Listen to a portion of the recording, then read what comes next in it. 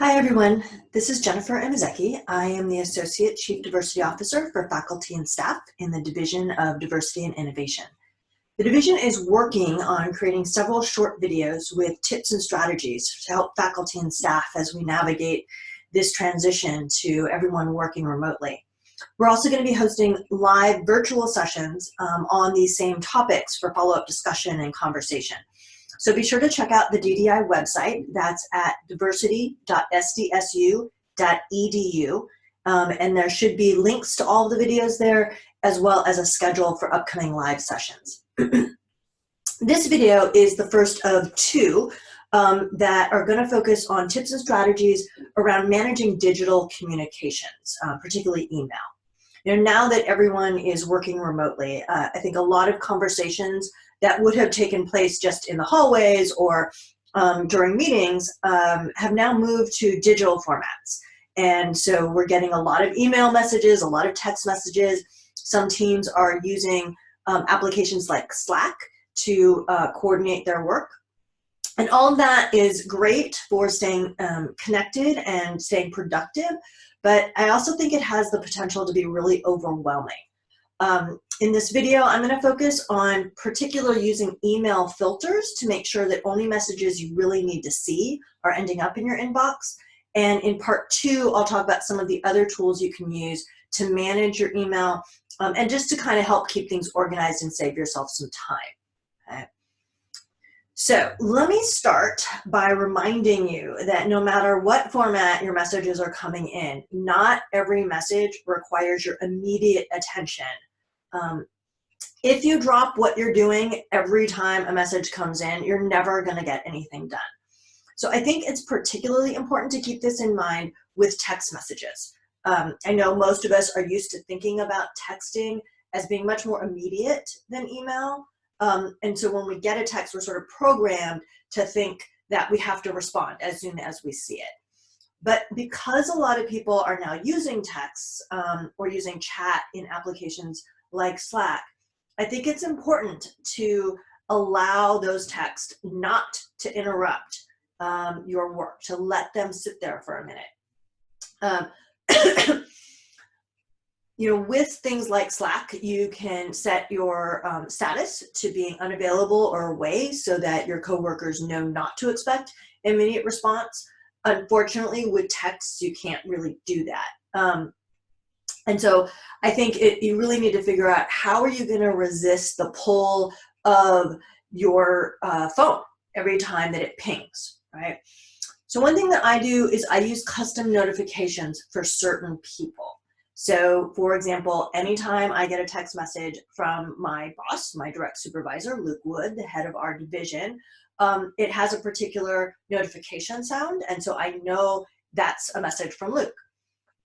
Similarly, texts that have come in with the default notification sound on my phone are much more likely to be friends or maybe family, and actually, I should say family, I haven't set personal notification sounds for, since I do have personal notification sounds for my parents and my sister. But anything that comes in with that default notification sound is very likely to be something that probably could sit, at least until I finish whatever it is I'm working on, so that I can stay focused. If you really feel like you can't resist picking up the phone every time you hear that ding, then I would recommend simply turning off your sound completely or putting your phone away and only checking it when you know that you have a block of time to give it your full attention. Okay. Similarly, if you have any kind of either visual or audio notification when you get emails into your inbox, similarly, I would highly recommend turning those off and instead just be sure that you're checking your email at regular intervals, but on your schedule when you have the time to give it your full attention. If you're really worried about missing something that you really do need to pay attention to in a timely manner, then at least make sure that those notifications are only showing up for emails that really do need your attention in a short period of time. That is, you want to think about how do you avoid messages coming in that don't need your attention. And that's where email filters come in. First kind of message you absolutely should be filtering out of your inbox to skip your inbox is anything that comes from a mailing list that you're subscribed to. I personally get all kinds of newsletters, marketing emails, daily news digest kind of things. And those never come into my inbox. They go into a separate folder. I just call it lists. And there's a couple of different ways that you can create those kind of filters. And I created screenshots instead of going back and forth to my email. But if you're in an individual message already, and you want to filter any future messages that come from that address, you can do that from the message itself. In the top right-hand corner, those three little dots, one of the items in there is a command to filter messages like this. When you do that, it's going to populate the search bar in your email box. And at the bottom, in addition to being able to search, you can also create a filter. And I'm going to come back to this because I actually think it's much more useful to search for certain words rather than individual messages. But this is a straightforward way to filter messages that you know are always going to be coming from a particular email address. When you click on Create Filter there, you get a list of things that you can then do with those messages. The very first one is skip the inbox. So it's not going to show up in your inbox. If you have notifications set up for your inbox, those are not going to go off. And then I put these things into basically a folder in Gmail, they're called labels. And I'm going to talk about labels in the second part of this two-part series. I have a label that's just called lists, and everything that comes from a mailing list that I'm on goes into that folder. They sit there. I don't mark them as read, so I do know how many there are, but then I can go back in and read those at my leisure when I do have time, when I am on hold on a call or waiting for people to come into a Zoom meeting. Anytime I have a few minutes that I'm just kind of killing time, I'll go into my list folder and go through those messages. A slightly easier way to search for all of those messages is to search for the words unsubscribe or subscribe. Since these are mailing lists, they always are going to give you some way to unsubscribe. What I discovered recently is that a lot of these messages were not getting filtered with just unsubscribe or subscribe.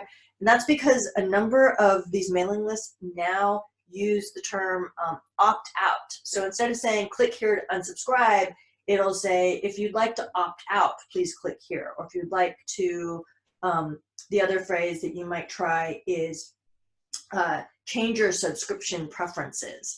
Those sorts of words are always going to be in any message that comes from a list. So you can use those to search. There are some lists that I have special folders for, and instead of going into my general lists folder, I do something else with them. So that's why I have those on my doesn't have these words line.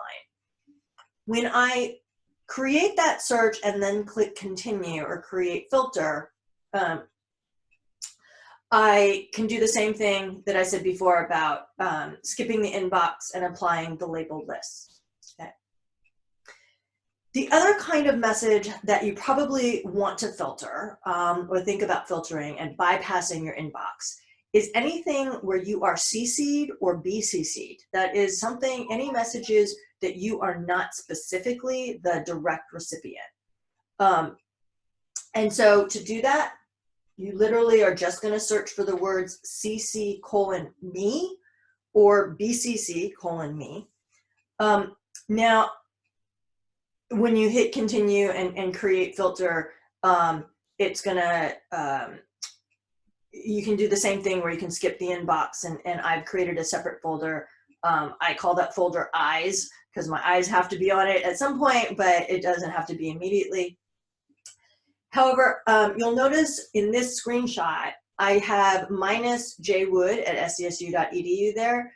That's because Luke will often send messages to people and CC me on them, and I do want those to come into my inbox immediately and not bypass.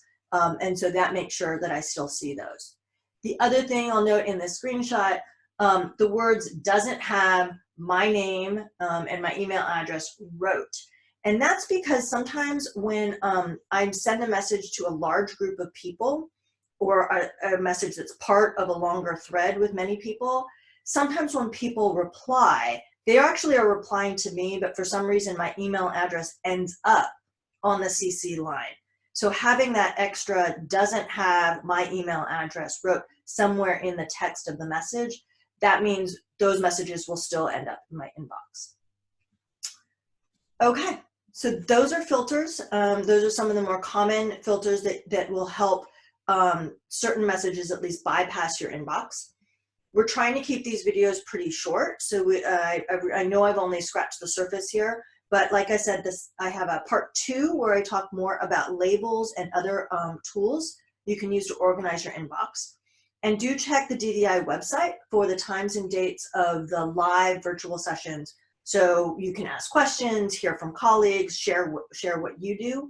And as well, a PDF of these slides will also be on the website, and then you'll have that link right there to the Google help file specifically around filters.